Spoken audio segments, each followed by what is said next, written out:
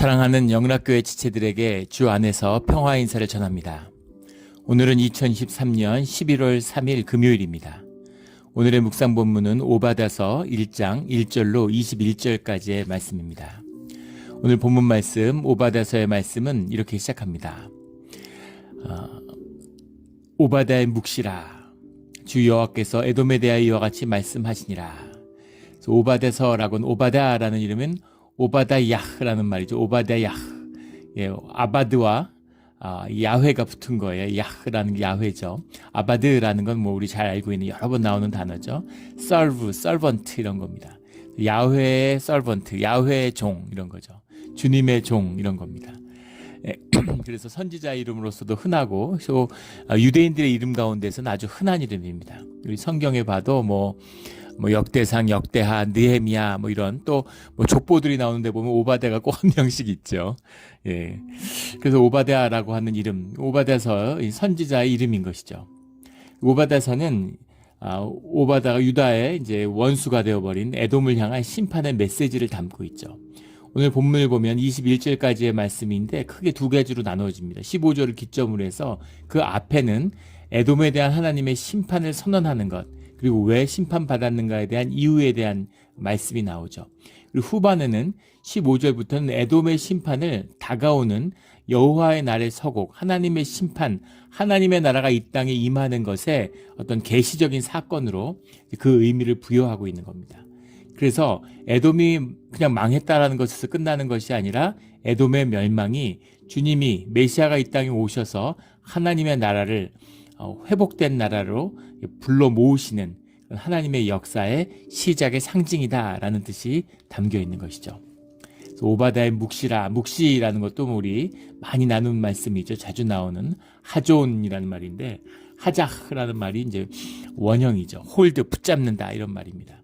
그래서 계시적인 것인데 현상의 사건이 아니라 그 현상의 사건 가운데 담겨져 있는 본질의 의미가 무엇이냐라고 하는 그 본질적인 계시, 그 말씀의 뜻이 들어있다라는 것이 묵시, 하존의 뜻입니다. 우리가 여호와께로 말미암아 이 소식을 들었나니 곧 사자가 나라들 가운데 보내심을 받고 이르기를 너희는 일어날지어다 우리가 일어나 그와 싸우자 하는 것이니라. 사자라고 하는 게 치르라는 말인데 메신저 이런 거죠. 주님의 말씀을 물론 천사일 수도 있지만 그냥 사람일 수도 있습니다. 선지자, 그런 주님의 말씀을 전하는 자의 뜻도 들어있죠. 우리가 일어나서 그와 싸우자. 그라고 하는 것은 에돔이겠죠.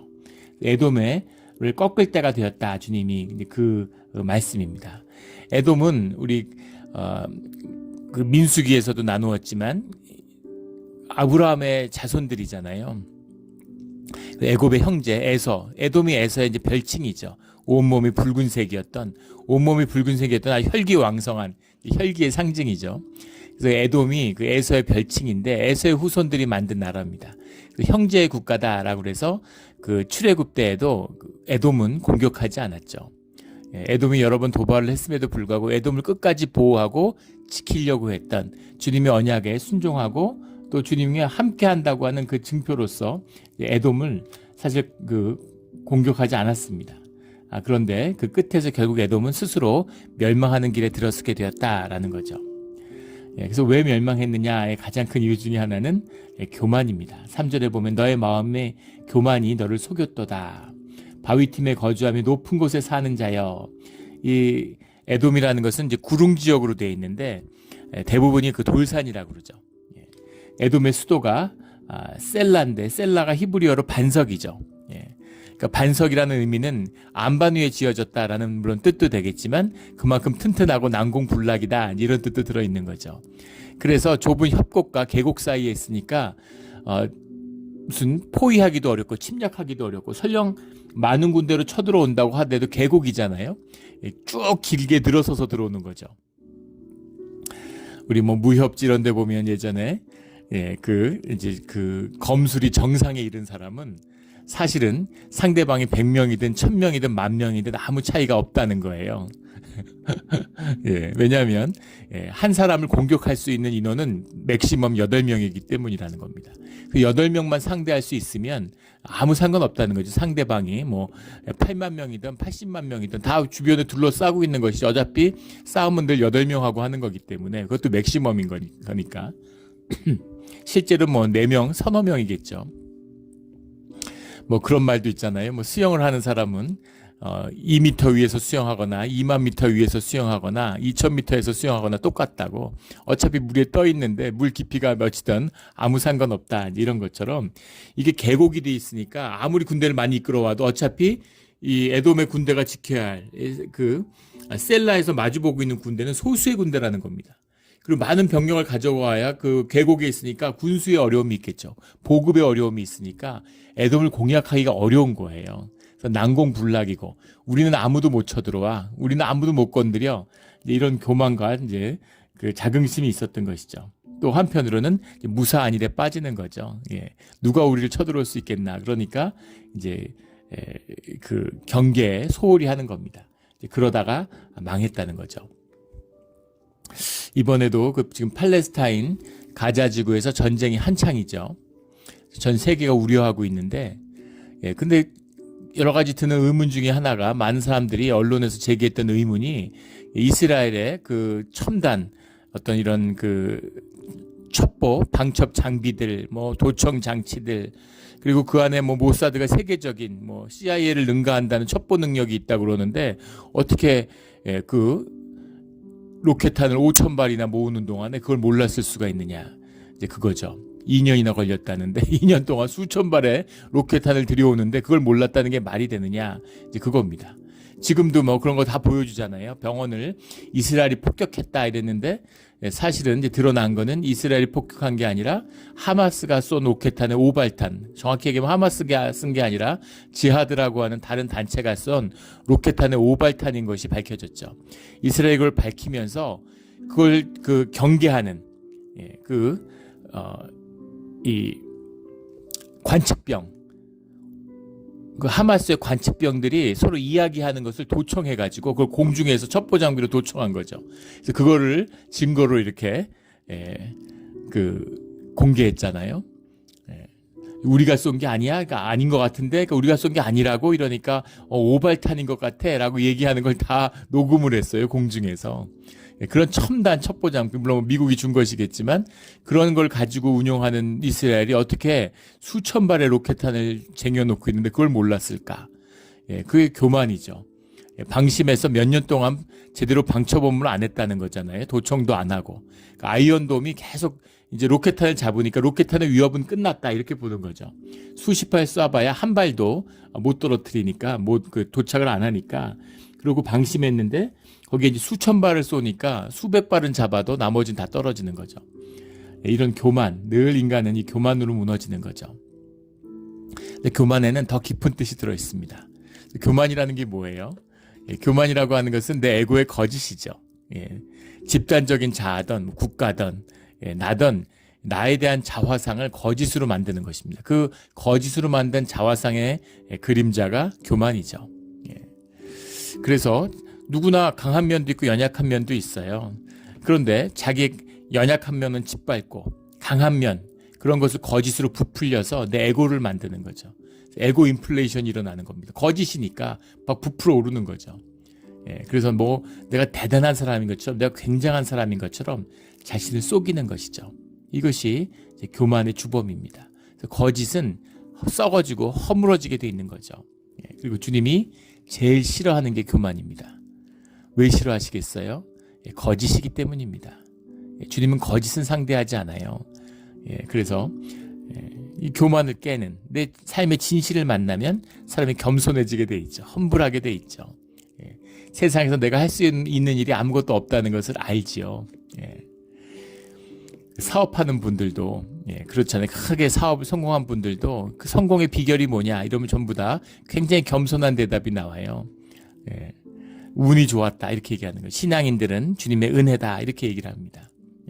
내가 한 게 아니라는 걸 아는 거죠. 왜 그랬을까? 왜 나는 성공했을까? 운명 앞에 겸손해질 수밖에 없는 겁니다. 예, 그런데 그것을 내가 잘나서 내가 뭘 해서 그런 것처럼, 그래서 교만은 이제 망하는 이제 길인 거죠. 하물며 신앙에서 더 이야기할 것도 없습니다. 주님 앞에서 교만하다, 주님의 사람이라면 주님이 반드시 교만을 다뤄주시는 거죠. 우리 늘 주님 안에서 진실하고 또 험불한 우리의 심령이 되기를 주의 이름으로 축원합니다. 5절에 내가 어찌 그리 망하였는고, 그렇게 5절 혹시 도둑이 내게 이르렀으며 강도가 밤중에 내게 이르렀을지라도 만족할 만큼 치면 그치지 아니하였겠느냐. 포도를 따는 자가 내게 이르렀을지라도 그것을 얼마큼 남기지 아니하였겠느냐. 포도를 따면 추수꾼이 일부를 남기게 돼 있죠. 그걸 남기게 되는 이유는 모세의 율법이 그렇기 때문입니다. 예레미야 49장에도 그 말씀이 나오죠. 포도를 수확하는 자들에게 가난한 자들을 위해서 좀 남겨놔라. 배고플 게 없어 굶주리는 자들에게 따먹을 수 있게 놔둬라, 이런 겁니다. 소에게 멍에를 걸지 마라, 이런 말씀과 같은 거죠. 소가 이 밭에다가 그 당시에 이제 탈곡을 하는데 벽실을 깔아놓으면 그걸 발로 밟는 거잖아요. 그걸 밟거나 아니면 나무 같은 거를 이렇게 끌고 다니면서 이제 그거를 이렇게 도리깨질을 하는 거죠. 그런데 소가 이제 다니면서 그 밑에 밀도 있고 뭐 벽시 같은 게 있으면 먹잖아요. 근데 그거 먹지 못하도록 머리에다가 멍에를 씌우지 말라는 겁니다. 소가 좀 먹게 두라는 거죠. 이게 주님의 긍휼과 자비죠. 심지어 도둑이 들어와서 훔쳐가도 자기 필요한 것만큼 다 채웠으면 그러면 다 가져가진 않고 좀 남겨두지 않겠느냐. 그래도 양심이 있으면 도둑이든 강도든. 근데 어떻게 에돔 너희는 그렇게 철저하게 망했느냐. 에돔이 철저하게 망했습니다. 그래서 완전히 사라져버렸죠. 완전히 사라지고 나머지는 그냥 이스라엘에 흡수돼 버렸어요. 에돔 출신 중에 유다에 흡수된 자들 가운데 가장 대표적인 인물이 헤롯 대왕이죠. 헤롯이 에돔 족속이잖아요. 근데 이제 유다에 흡수돼 버린 그런 민족이 되었습니다. 그래서 너희가 어찌 그리 망하였느냐 이렇게 물어보는 거죠. 그렇게 난공불락이고 그렇게 스스로 자긍하고 높이더니만 왜 그렇게 망했느냐 이런 거죠. 어찌 그리 수탈되었으며 그 감춘 보물이 어찌 그리 빼앗겼는고. 굴이 많았다 그러죠. 에돔 지역에 굴이 많은, 지금으로 하면은 이제 요르단 남쪽 지역입니다. 요르단의 남쪽 지역. 이제 이집트와 지금으로 하면 이제 가나안 땅 이스라엘 지역과 요르단 지역이 이제 합쳐진 곳에서 요르단의 남쪽, 요단강의 동편 지역이죠. 근데 그 지역이 있는데 그 동굴이 많다고 그래요. 동굴이 많고, 동굴이라는 게 이제 사람이 정착해 살기 쉬웠겠죠. 그 여름에 시원하고, 낮에는 더우니까 동굴에 들어가 있으면 시원하고, 또 밤에는 밖이 추운데 동굴 안에 있으면 따뜻하고, 이런 거죠.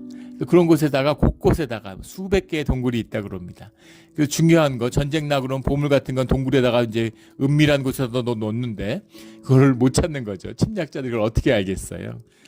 그래서 절대 설령 빼앗기고 셀라를 비운다고 하더라도 뭐 보화를 빼앗길 리는 없다. 이제 그런 거죠. 2차 세계 대전 때도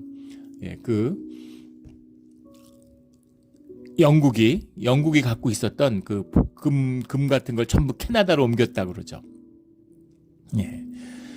그리고 프랑스가 이제 그 금을 영국으로 가져갔다가 미국으로 다 옮겼습니다. 금이라고 하는 것이 그다지 금본위 시대니까 금이 있어야 화폐를 이제 발권하는 거잖아요. 그래서 금을 지켜야 되는 거죠. 그러니까 금을 뺏기면 나라의 이제 어떤 걸 중심을 잃어버리는 거잖아요. 그 시대에는 그러니까 최근까지도 그랬던 것이죠. 그래서 금을 지켜야 되는 겁니다. 그런데 그 금을 가져다가 이제 동굴에다가 감춰놓으면은 나중에 뭐 전쟁 끝나면 그 금을 기반으로 해서 또 뭐 다시 재건 사업을 하면 되니까 이제 큰 문제 없는 거죠. 2차 세계대전의 충격으로 대부분의 나라들, 뭐 독일 같은 나라는 물론이고 대부분의 나라들이 전부 다 금을 미국에 맡겨두고 있죠. 한국도 마찬가지라고 합니다. 금을 내 것이다라고 이름만 갖고 있는 거지 실제 금을 미국이 가지고 있죠. 조지아에 있는 무슨 아틀란타 근교라고 하는데 그 세계의 금을 다 보관하는 그런 장소가 있고 가끔 뭐 영화의 배경이 되기도 하고 음모론도 많죠. 미국이 금을 보관하는데 금을 안 보여준다 그래요. 금을 보여주지 않죠. 예전에 베네수엘라에 그 독재자가 이제 누굽니까? 된 다음에 금을 찾아오겠다고 공약을 했는데 그 미국한테 금을 돌려달라고 하는데 미국이 돌려줬습니다. 예. 독일이 돌려달라고 하는데 독일한테는 안 돌려주죠. 프랑스도 이제 미국에서 금을 찾아갔어요. 그런 의심이 있는 거죠. 미국이 사실은 금을 가지고 다 썼을 것이다. 예. 금이 뭐 다 썼고 그냥 금을 가지고 있다 이렇게 얘기만 하지 실제 금이 있느냐 뭐 이런 여러 가지 음모론도 많고 그러죠. 근데 그런 금은 보화를 전부 다 숨겨놓으니까 안전하다고 콘솔이 꽝꽝 쳤는데 야, 그 보물이 다 어디 갔니? 보물이 어찌 그리 다 빼앗겼느냐? 그렇게 잘 숨겼다고 하더니 이런 약간 조롱이 들어있는 거죠. 7절에 너와 약조한 모든 자들이 다 너를 쫓아 변경에 이르게 하며 너와 험악하던 자들이 너를 속여 이기며 내 먹을 것을 먹는 자들이 내 아래 함정을 파니 내 마음에 지각이 없음이로다. 동맹을 맺고서 이렇게 나라를 지켜줄 거라고 생각했는데 정말 어려움이 처했을 때는 자기가 동맹이라고 믿었던 자들이 너희들을 약탈하는 그런 자들이 됐다라는 그런 이야기입니다.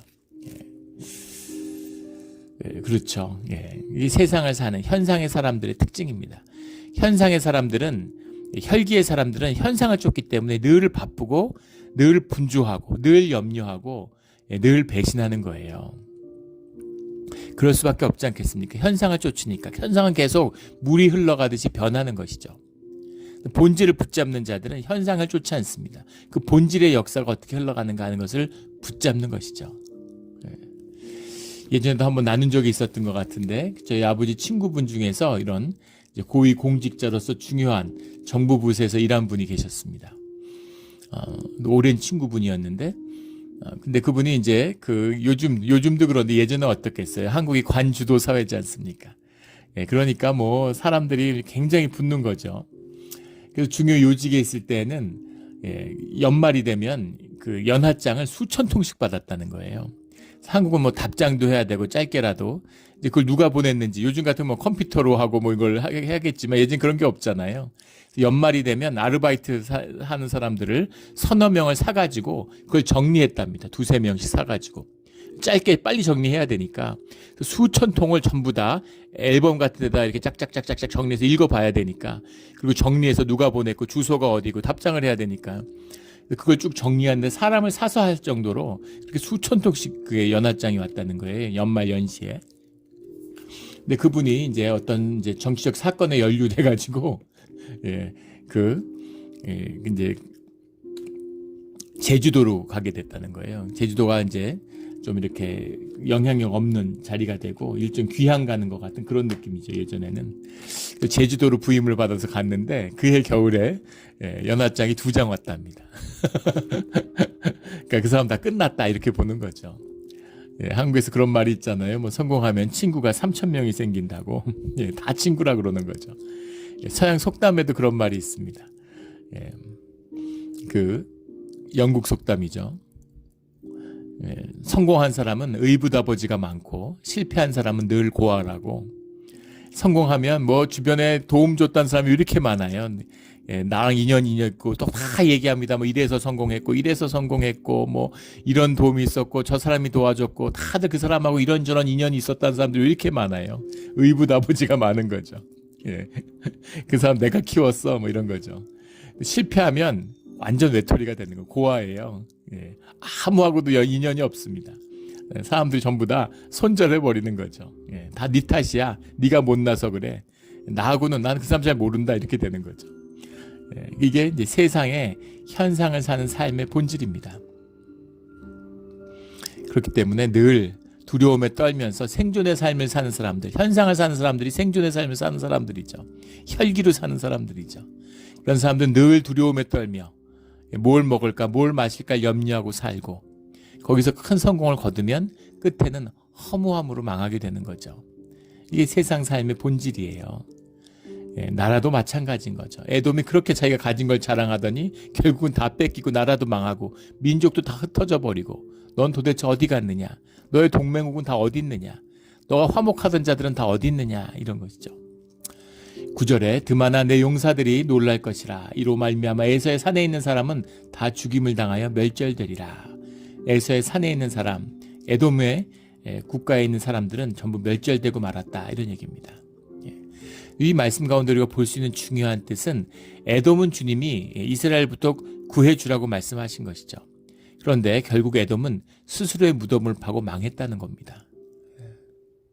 그래서 주님의 뜻과 우리의 삶이라는 것이 맞물려 함께 돌아가는 그런 역사라. 물론 크게 보면 모든 것이 주님의 섭리 가운데 이루어지는 것이지만 주님의 말씀이 있었다고 해서 약속이 있었다고 해서 우리가 그것을 버리는데 그것이 영원히 지켜지지는 않는다는 겁니다. 물론 구원의 약속도 약속에 따라 다르고 주님이 돌이키시는 역사가 있을 수 있겠지만 에돔을 치지 마라, 에돔을 멸절하지 말아라 라고 주님이 이스라엘에게 언약을 주셨다 하더라도, 명령을 주셨다고 하더라도 그 말씀을 에돔이 받지 않는데, 에돔이 깊이 있게 여기지 않는데, 주님의 계시는 주님의 임재를 완전히 외면하는데 에돔이 지켜질 수 없다는 것이죠. 이 말씀의 뜻이라는 겁니다. 이 축복의 참된 뜻인 것이죠. 그래서 우리가 기도해야 되고 하나님의 말씀에 따라 살아야 하는 그 의미가 여기에 있는 거죠. 구원의 약속을 받았는데 그 말씀을 내가 버리고 내가 우습게 알고 내가 잊어버리고 막 살면, 그러면 그 구원이, 물론 주님이 그 구원에 주님이 이루시는 뜻이 있으면 이루어 가시는 역사가 있겠지만, 돌이키시는 역사가 있겠지만 내가 무시하는데 그 말씀이 내게 살아서 역사할 수가 없겠죠. 주님이 인격이신데 내 멱살을 잡고서 구원으로 끌고 가시지 않는다는 거예요. 주님은 기다리시죠. 우리가 순종하고 주님께 돌아오기를 기다리시는 겁니다. 우리가 세월을 아껴야 되는 것이죠. 세월을 아끼고 주님께 돌이키는 우리 모두가 되기를 주의 이름으로 축원합니다. 9절에 나오는 드마나 내 용사가 놀랄 것이며, 드만이라는 게 테이만이라는 말인데, 테이만이라는 게 남쪽, 사우스를 말하는 겁니다. 남쪽. 에돔의 별칭이죠. 에서의 산, 에돔, 드만 다 같은 이름인 것이죠. 10절에 내 형제 야곱에게 행한 포악으로 말미암아 부끄러움을 당하고 영원히 멸절되리라. 그러니까 형제가 원수가 된 거예요. 형제가 남만 못하다, 이런 얘기가 있죠. 그런 경험들도 있으실 수도 있고, 주님이 함께 하시지 않으면 형제가 무엇이겠습니까? 부부도 하나가 되지 못하죠. 하나됨의 비밀입니다. 형제가 남만 못한 일들이 얼마나 많아요. 최근에 무슨 통계를 보고 깜짝 놀랐는데, 미국에서 부부 중에 남편이 죽거나 부인이 죽으면, 제1선상의 용의자가 남편이라는 거예요. 더 믿어지지 않는 건 왜 그럴까? 어떻게 세상에 부인이 죽었는데 무조건 남편부터 의심하고 남편의 알리바이부터 추적을 할 수가 있을까? 대부분의 부인이 죽는 사건의 살인자는 결국은 남편이라는 겁니다. 부부인데, 부부가 하나 되는 건데, 하늘이 갈라놓기 전까지 아무도 갈라놓지 못하고 언약을 맺고 부부가 됐는데, 근데 부인이 죽었는데 용의자가 남편이에요. 남편이 죽었는데 제일 용의자가 부인이에요. 그렇게 된다는 것이죠. 혈기로 사는 끝입니다. 혈기로 사니까 내 가까이 있는 사람, 내 제일 가까이 있는 사람이 내 원수잖아요. 형제끼리 원수지고, 부부가 원수지고, 자식이 원수지고, 이렇게 되는 것이죠. 그래서 주님을 알지 못한, 이건 물론 에돔의 문제이기도 하고 이제 이스라엘의 문제이기도 하겠죠. 근데 그 야곱을 학대한 이 결정적인 사건은, 이 사건이 물론 묵시적이고 계시적인 것이기 때문에 586년의 주전, 이 유다의 멸망, 예루살렘의 멸망 때의 사건을 전제하고 있다, 이렇게 이제 역사학자들은 봅니다. 예루살렘이 망한 다음에 바벨론이 예루살렘을 약탈했는데, 그것보다 더 가혹하고 나빴던 건 에돔이 예루살렘을 또다시 2차 약탈을 했다는 거예요. 나라가 망하고 군인들이 다 흩어지고 노예로 끌려가고, 그러니까 거기 유민들이 남았잖아요. 저는 다 끌려간 건 아니니까. 얼마나 비참한 상태였겠습니까? 때는 왔다, 이러고 예루살렘을 에돔이 약탈한 것이죠. 이것이 사실은 에돔이 멸망한 이유가 됐다라고 이스라엘은 믿고 있는 겁니다. 그리고 완전히 이제 원수가 된 거죠. 그러니까 넘지 말아야 할 레드라인이 있는데 그걸 넘은 거예요. 자기 안에 있는 악의 본질이 밖으로 이제 드러난 것이죠. 여기 보면 예루살렘 얻기 위해 제비 뽑던 날에 너도 그 중에 한 사람 같았느니라. 근데 이 얘기도 예루살렘 포위 때 느부갓네살이 쳐들어왔는데 에돔이 동맹국으로 자기 형제의 나라를 치는 그 동맹국으로 이제 함께 쳐들어온 것이죠. 예. 그렇기 때문에 자기들도 예루살렘을 약탈할 권리가 있다고 생각했을는지도 모르죠. 근데 눈으로 보기에는 이제 그 승자한테 붙어서 예루살렘을 약탈하니까 꼭 먹고 알 먹고처럼 보였을지 모르지만 결국은 그것이 에돔이 멸망하는 스스로 무덤을 판 것이죠. 예. 그때 예루살렘과 형제국으로서 힘을 합쳐서 맞섰다면 또 운명이 달라졌을 겁니다. 이런 안일함과 어리석음, 너희가 지각이 없구나 하는 이 말씀인 것이죠. 예. 악하니까 눈이 머는 거죠. 예. 돈 욕심이 많은 사람이 돈을 벌까요? 돈 욕심이 많은 사람은 사기를 당합니다. 영의 법칙이에요. 끌림의 법칙이죠. 예. 돈 달라고 기도하면 돈을 주시나요? 기도라는 게 뭔가요? 우리의 본질의 역사를 실제화하는 거잖아요. 우리가 사는 삶의 현실로. 근데 돈 달라는 기도는 뭐예요? 내 실제가 뭡니까? 내 본질이. 예, 가난하다는 거잖아요. 그게 실제화되니까 돈 달라고 기도하면 점점 더 가난해져요. 이런 비밀인 것이죠. 예. 그래서 그 악이 드러나는 것입니다. 그래서 이제 에돔이 패망한 이유가 됐다라는 거죠. 12절 13절 가면 어떻게 보면 가슴 아픈 얘기입니다. 내 형제의 날 곧 재난의 날에 방관할 것이 아니며 유다 자손이 패망한 날에 기뻐할 일이 아니며 그 고난의 날에 내가 입을 크게 벌릴 것이 아니며 내 백성이 환난 당하는 날에 내가 그 성문에 들어가지 않을 것이며 환난을 당하는 날에 내가 그 고난을 방관하지 않을 것이며 환난을 당하는 날에 내가 그 재물에 손대지 않을 것이며 아니며 하는데 이 모든 일을 다 에돔이 한 거죠. 예. 하지 말아야 할 일, 그 일을 다 한 것입니다. 예. 형네 집에 불이 났는데 무슨 홍수가 나서 물에 잠겼는데 가서 도와주지는 못할 망정. 집 버리고 어디 딴 데로 대피했더니 그 집에 가서 뭐 좀 괜찮은 게 없나 감당하는 게 없나 그래서 가서 주워온 거죠. 그런 짓을 하면 안 된다는 겁니다. 절대 하면 안 될 일이 있는데. 그리고 마음속에 기뻐하는 우리 말에 예전에 우리 말 중에 사촌이 땅을 사면 배가 아프다 이런 말이 있죠. 남이 사는 것보다 사촌이 사면 좀 더 낫지 않겠습니까? 같이 자랐을 거 아니에요. 옛날에 한마당에 팔촌이 같이 논다고 그러잖아요. 형제가 땅을 사면 기뻐해야 되잖아요. 좋아해야 되잖아요. 근데 배가 아프다는 거예요. 우리의 혈기를 잘 이야기해 주는 얘기입니다. 우리의 마음속에, 우리의 혈기에는 그런 악한 짐승의 마음이 있어요. 기뻐하는 마음도 물론 있겠죠. 그런데 배가 아픈, 나는 잘 못됐는데 쟤는 왜 잘 됐을까?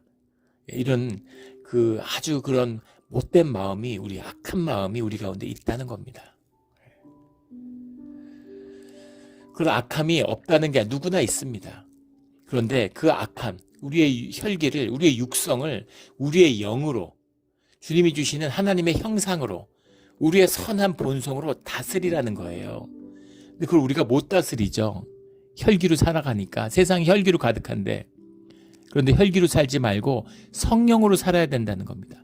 주님의 이름 안에 두세 사람이 함께하는 것을 주님이 함께 하신다고 약속했기 때문에 주님의 능력과 도우심으로 우리가 그것을 다스리며 살아갈 수 있다는 거예요.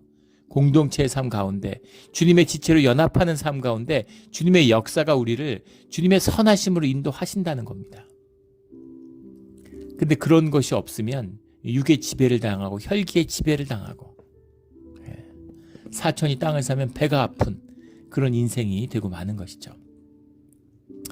그 모든 우리 육성을, 죄성을 십자가에 못 박아 버리는 우리의 신앙의 자리가 되기를 주의 이름으로 축원합니다.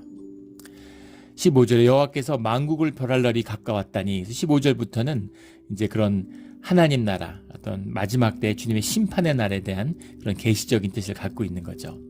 이것은 에돔을 벌하는 것이라기보다는 하나님의 공의가 이 땅에 임하는, 하나님의 나라가 이 땅에 임하는 자리에서 모든 악한 행실들이 징계를 받는다라는 겁니다. 이것이 우리 구원의 비밀이죠. 융단 폭격을 하는데 하나님이 너희의 이런 벙커를 만들어, 그런 거죠. 벙커가 완성되길 주님이 기다리고 계시는 겁니다. 구원의 성이 완성되면 너희는 그곳에 전부 들어가서 숨어 있어. 이제 폭격을 시작할 거다, 이런 거예요. 폭격을 해서 다 쑥대밭이 되는데, 그런데 주의 자녀는 살아남는 것이죠. 이 땅 가운데 주님의 임재를, 다시 오시는 주님을 만나는 자들이 남아있는 겁니다. 이게 남은 자의 역사죠. 고난이 태풍처럼 몰려와도, 폭풍우가 쳐도 결국 남은 자가 남고, 거기서 진정한 주님의 남은 자의 역사가 시작되는 거예요. 그런 의미에서의 주님의 심판은 믿는 자들에게는 축복이 되는 겁니다. 물론 힘들지 않고 고난이 없다는 건 아니에요. 그러나 그 심판을 통해서 믿는 자들의 구원의 역사가 한층 더 이루어져 가는 것이죠. 오늘날 교회가 어렵습니다. 기독교 위기라고 그러죠. 뭐 교회들이 문을 닫고, 문 닫는 교회도 수도 없이 많고, 이 베이 지역에도 수십 개의 교회가 지난 1년 동안 문을 닫았다고 그래요. 미국의 교회에 그런 교인 수들이 절반 이하로 줄었다고 그럽니다. 다 힘들다고 난리예요. 그런데 이것이 위기라고 얘기하지만 이것이 주님의 구원을 이루어가는 중요한 역사라고 믿습니다. 바벨론의 유수와 같은 거예요. 다 주의 백성인 것 같았지만 결국 예루살렘에 돌아온 자들은 100명 중에 3명, 물론 100명 중에 11조에 빗대서 100명 중에 10명이었다고 하지만 실제는 3명도 채 안 됐다는 거죠. 근데 그것을 통해서 주님이 정결의 역사를, 회복의 역사를 이루어 가시는 겁니다. 사과가 썩어야 그 열매, 씨앗의 역사가 시작되는 거죠. 남은 자의 역사, 씨앗의 역사, 본질의 역사가 시작되는 겁니다. 그렇게 늘 교회는 새로워지는 거예요. 위기도 아니고 어려움도 아닙니다. 은혜고 회복의 때죠. 그래서 교회의 본질을 회복해야 되는 그 시기예요. 하던 대로 하면 안 됩니다. 예배를 흉내내고 교회를 흉내내면 안 돼요. 진짜 교회, 진짜 예배를 드려야 됩니다. 이것이 이 고난의 때에 주어진 구원의 비밀입니다. 이 연단의 때를 은혜로 지나가며 주님의 교회로 거듭나는 우리 몬트레 영락교회가 되기를 주의 이름으로 축원합니다. 15절에 무서운 말씀이 나요. 만국이 벌할 날이 가까웠는데 내가 행한 대로 너도 받을 것이니 내가 행한 것이 내 머리로 돌아갈 것이니라. 제일 무서운 심판의 말씀이죠. 네가 행한 대로 벌받아. 그럼 살아남을 자가 누가 있겠어요? 그 죄의 사슬에서, 멍에에서 누가 풀고 나올 수 있겠습니까? 다 죽는 거죠. 내가 행한 대로 벌을 받을 것이라. 주님이 벌을 하세요.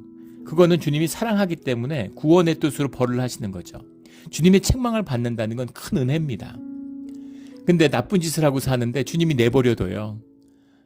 그거 진짜 무서운 것이죠. 그건 정말 주님이 버림을 받은 겁니다. 구원의 희망이 없는 거예요. 이 땅에서 뭐 잘 되고 악이 흥왕하고 이게 무슨 의미가 있습니까? 잠깐이잖아요. 잠깐입니다. 심지어 저도 우리 교회에서는 젊은 세대일 텐데 저도 제가 살아온 인생보다 살 인생이 훨씬 짧다는 걸 알죠. 아마 그 반 정도 살게 되겠죠. 정말 얼마 남지 않았구나. 그 지나간 시간이 흘러간 걸 생각하면 앞으로 더 빠를 텐데 인생이 정말 잠깐이구나 하는 걸 느낍니다. 여기서 뭐 성공하고 뭐 더 가지고 무슨 의미가 있어요. 뭘 많이 가지면 뭐 합니까? 이제 몸에 메타볼리즘이 떨어져서 먹으면 소화도 잘 안 돼요. 이 짧은 삶 가운데 세상에 속한 것이 아니라 주님의 영혼을 바라봐야 하는 것이죠. 이것이 우리의 은혜, 십자가의 은혜입니다. 우리 십자가의 은혜를 떠나지 않는 우리 모두가 되기를 주의 이름으로 축원합니다. 16절에 너희가 내 성산에서 마신 것 같이 만국인이 항상 마시리니 곧 마시고 삼켜서 본래 없었던 것 같이 되리라. 이렇게 이제 기가 막힌 말씀이 나오는데 마시리니 마신 것 같이 마시고라는 말이 계속 나오는데 너희가라고 하는 것이 이제 복수입니다. 지금까지 계속 에돔을 단수로 표현했는데 갑자기 복수가 나왔어요. 그래서 16절에 너희가 누구냐라는 것에 대한 성경에 여러 가지 오랫동안 논의가 많습니다. 논란이 많습니다. 그래서 이것은 그 이스라엘과 유다를 이야기하는 것이다. 이런 언급도 많은데 문맥을 깊이 읽어보면 이것을 유다라고 보면 뜻이 잘 맞지 않습니다. 계속 에돔에 대한 심판을 얘기하기 때문에 너희도 에돔으로 보는 게 맞을 것 같아요.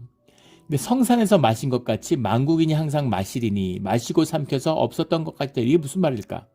성산에서 마셨다는 게 무엇입니까? 앞에 나오는 말씀과 이어지는 거죠. 예루살렘이 망하던 날에 너희가 와서 그것을 기뻐했다는 거죠. 거기서 너희들이 그 잔치, 예루살렘을 멸망시켰다고 기뻐하는 그 잔치에서 너희가 마셨다는 겁니다. 마신다라는 말에는 이중성이 들어있어요. 축제의 의미도 들어있고 심판과 수치의 뜻도 들어있습니다. 우리가 이제 축제 때 마시잖아요. 뭐 어떤 잔치를 해도 마시는 게 먹는 거와 큰 축이죠. 뭘 마시는 것. 사람들이 술을 먹고 기뻐하는 그런 거죠. 포도주를 마시고 기뻐하는 것이 축제니까. 그런데 그것이 너희가 마시는 축제의 주체가 될 수도 있지만 객체가 될 수 있는 거죠. 만국이 너희를 침략해서 너희를 침략하고 너희가 멸망한 가운데 마시고 있다. 이런 뜻도 들어있는 겁니다. 이중성이 있는 것이죠. 너희가 마신 것처럼 만국이 너희한테 와서 너희가 망한 자리에서 마신다. 이런 뜻이 들어있는데 이것보다 또 하나는 수치의 의미도 들어있다는 거예요. 나라를 점령했는데 그 점령을 하고서 그 피지배의 지배층 중에 살아남은 자를 끌어다가 그 술을 마시게 했다는 거예요. 그 조선왕조 실록에 보면 병자호란 때 남한산성에서 나와서 이제 3대 구고도를 하죠. 수치스러운 야만인이라고 끝까지 무시했다. 나라로 인적도 안 하고. 그 누르하치가 공문을 보냈는데 몇 년 동안 답을 안 해줘요. 그리고 답을 하는데 조선 국왕의 명령으로 답을 하는 게 아니라 평양 감사의 이름으로 이 답장을 씁니다. 도저히 이 청나라, 금나라 왕을, 후금의 왕을 조선의 국왕이 이렇게 1대1로 동등하게 대우하지 않는 거예요. 너희는 야만인이니까. 너희는 우리보다 훨씬 미치니까 이렇게 보는 거죠. 얼마나 멸시했는지. 그 조선의 교만이 결국 외한테 멸명당하는 이제 그런 일을 경험하게 되는 거죠. 강화도 조약도 시작할 때, 그 일본이라고 국호를 썼다. 왜라고 써서 갖고 와야지. 누가 너희들을 일본이라고 그래. 이런 거죠. 후금에서 보냈는데 후금이라는 국호도 인정을 안 하는 겁니다. 너희 여진아 이렇게 보내요. 너희 무슨 여진이죠? 그렇게 이제 왕이란 칭호도 불러주지 않고 이름도 쓰지 않고 너희 여진아라고 시작되는 이름으로 답장을 평양 감사가 보냅니다. 그러니까는 후금의 왕은 평양 감사 정도가 상대해야 된다 이렇게 생각하는 거죠. 그러니까 한번 입장을 바꿔보세요. 얼마나 모욕적이었겠어요. 그런데 남한산성이 문을 연 다음에 문을 열고 나와서 항복을 하게 되죠. 결국은. 그리고 3대 국고도 황제에게 칭하는 신하의 예로서 이제 그 왕한테 무릎을 꿇고 이마를 9번 찍은 겁니다. 이마에 피가 났다고 그러죠. 인조의 머리에. 진짜 비참의 비참이죠. 그런 일을 당했는데 목숨을 끊거나 자결하거나 책임을 진 신하가 아무도 없어요. 그게 조선이었습니다. 무슨 자기 역사를 폄하할 필요는 없지만 그렇다고 뭐 턱도 없이 그를 높이거나 뭐 아름답게 거짓으로 꾸밀 필요도 없어요. 아프고 비참하고 수치스러운 그 자체가 우리 삶의 역사고 우리의 모습인 겁니다. 그런데 그 의식을 하자마자 이제 그 청태조가 그때는 이제 그 누르하치 아들이죠. 홍타이지라고 하는 아들인데 그 홍타이지가 인조를 데려다가 자기 옆자리에 앉히고 신하들을 모두 앉혀서 자기 이제 신하들이니까 그래가지고 술을 다 따라주고 축하하는 조선이 망한 걸 축하하는 잔치를 여는 겁니다. 이마에 피 흘리면서 마시는 그걸 축하하고 기뻐하는 청을 모시는 신하가 됐으면 기뻐하는 술을 받아 마시는 거예요. 죽는 것보다 더 비참하죠. 자기가 신하가 되고 이렇게 행복한 거를 청의 승리를 기뻐하는 축제의 술을 받아 마시는 겁니다. 이 뜻이 들어있는 겁니다. 그래서 이것은 최고의 수치인 거죠. 최고의 수치예요. 그러니까 상대방에 가하는 정말 말도 못할 수치를 이제 가하는 거죠. 그것을 에돔이 당했다 이 얘기입니다. 너희가 시온의 산에서 예루살렘이 멸망한 것을 기뻐서 너희가 잔치하는데 술을 마셨지. 근데 너희가 망하는 그 잔치의 술을 마시게 된다. 그런 얘기죠. 18절에 야곱 족속은 불이 될 것이며 요셉 족속은 불꽃이 될 것이요 에서 족속은 지푸라기가 될 것이라. 야곱과 요셉 족속이 이렇게 같이 나오는 것은 남유다와 북이스라엘을 얘기하는 거죠. 다 이스라엘이지만 야곱 족속과 요셉 족속을 이렇게 같이 붙여서 이야기할 때는 남유다와 북이스라엘 이들이 이제 차례로 이스라엘이 망하고 유다가 망했죠. 이 북이스라엘과 남유다가 망하는 이 불꽃이 에서렛을 태우는데 그들은 불꽃이고 너희들은 지푸라기다. 지푸라기는 타서 그냥 그 불에 같이 불타버리는 거죠. 그래서 그 심판이 너희들 하나님이 이스라엘을 바벨론을 들어서 예루살렘을 치는데 그 불꽃에 너희가 이 지푸라기가 돼서 다 타버려. 그런 얘기입니다. 그런데 이스라엘의 후손들, 그 주님의 불에 탄 이스라엘 후손들은 돌아온다는 겁니다. 그래서 그래서 결국 에서의 산과 블레셋과 에브라임의 들과 사마리아의 들, 이런 것들, 베냐민, 길르앗, 이런 것들이 모두 다 이스라엘 자손들의 것이 된다, 이런 말이죠. 그래서 그 속한 땅이 사르밧까지 얻을 것이며 스바랏에 있는 자들은 네겝의 성읍들을 얻을 것이니라. 20절까지의 말씀인데, 사르밧은 시돈 지방을 지칭하는 것이죠. 이 지중해 연안에 있는 해양 도시입니다. 스바랏이 어딘가에 대해서는 몰라요. 근데 뭐 여러 가지 뭐 스바랏이 뭐 터키다, 뭐 스페인이다 이러는데 정확히 모릅니다, 어딘지. 근데 물론 넓은 지경인 걸 알 수 있죠. 물론 여기에 말씀한 지경이 결코 회복되지 않았습니다. 그런데 주님은 여기까지 회복될 수 있는 자리를 주신 거죠. 축복의 땅. 21절에 구원받은 자들이 시온산에 올라와서 에서의 산을 심판하리니 나라가 여호와께 속하리라 하는 이 말씀입니다. 주님 안에 있어도 망할 수 있어요. 말씀에 따라서 새로워지지 않으면. 그러나 주님의 말씀을 쫓았던 자들, 말씀을 잘 못 섬겨서 주님을 잊어버려서 교만의 죄에 빠져서 주님의 징계를 받은 자들은 주님의 안에서 회복이 된다는 겁니다. 그래서 망해도 주 안에서 망해야 돼요. 이것이 중요한 비밀입니다. 단순히 현상에서 망하고 회복되는 얘기가 아니죠. 영혼 가운데 구원의 길을 가는, 우리의 자자손손이 주님 안에서 복을 받는 그 약속, 그 언약을 붙들고 지킨다는 의미가 들어있는 겁니다. 그래서 에돔의 멸망 가운데서 이스라엘이 얻어야 할 교훈인 거죠. 이 교훈은 우리에게 주시는 교훈이기도 합니다. 이 교훈을 결코 잊지 않는 우리 모두가 되기를 주의 이름으로 축원합니다. 아멘. 기도드리겠습니다. 하나님 아버지, 감사합니다. 귀한 말씀 주셔서 감사합니다. 우리 모두 늘 거짓을 끊고 교만을 끊고 주님 안에서 복된 약속의 말씀을 붙들고 살아가는 말씀의 자녀가 되게 하여 주시옵소서. 믿음으로 살아가는 주의 자녀가 되게 하여 주시옵소서. 축복의 자녀가 되게 하여 주시옵소서. 우리가 죄에 넘어지고 우리가 주님을 잃어버릴 때도 있지만 주님을 찾는 마음을 주님이 인도하여 주시고 주님 안에서 꼭 회복되는 그 역사 가운데 살아가는 우리가 되게 하여 주시옵소서. 감사하며 예수 그리스도의 이름으로 기도드렸습니다. 아멘.